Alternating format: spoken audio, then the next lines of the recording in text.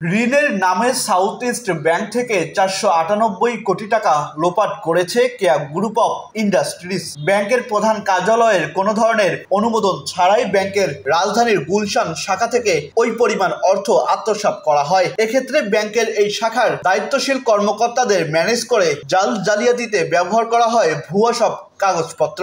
ব্যাংকের ওই পরিমাণ অর্থ আত্মসাতের অভিযোগে কেয়া গ্রুপের চেয়ারম্যান আব্দুল খালেক পাঠান সহ 6 জনকে আসামি করে মামলা করেছে দুর্নীতি দমন কমিশন দুদক। বৃহস্পতিবার দুদকের প্রধান কার্যালয়ের উপপরিচালক আজিজুল হক বাদী হয়ে কমিশনের ঢাকা 1 কার্যালয়ে মামলাটি করেন। এজাহারে বলা হয়, ব্যাংকের ওই শাখায় ঋণ প্রস্তাব তৈরির পর নিয়ম অনুযায়ী প্রস্তাবের উপর প্রধান কার্যালয় ও পর্ষদ সভার অনুমোদন নেওয়ার প্রয়োজন ছিল।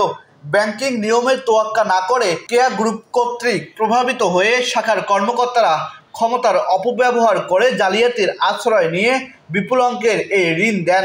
ওই শাখার দায়িত্বশীল কর্মকর্তারা অবৈধ উপায়ে নিজেরা লাভবান হয়ে অন্যকে লাভবান করার অসৎ উদ্দেশ্যে 498 কোটি 38 লাখ টাকা ঋণ প্রদান করেছিলেন, যা শাস্তিযোগ্য অপরাধ। ওই কর্মকর্তারা হলেন সাউথ ইস্ট ব্যাংকের গুলশান শাখার সাবেক সিনিয়র এক্সিকিউটিভ ভাইস প্রেসিডেন্ট ও শাখা ব্যবস্থাপক মোহাম্মদ নুরুল ইসলাম, শাখার ভাইস প্রেসিডেন্ট ও ক্রেডিট ইনচার্জ মোহাম্মদ মোর্শেদ আলম মামুন, বর্তমানে ভাইস প্রেসিডেন্ট ও শাখা প্রধান মোহাম্মদ রেজওয়ানুল কবির সহ ব্যাংকের আরো কয়েক কর্মকর্তা।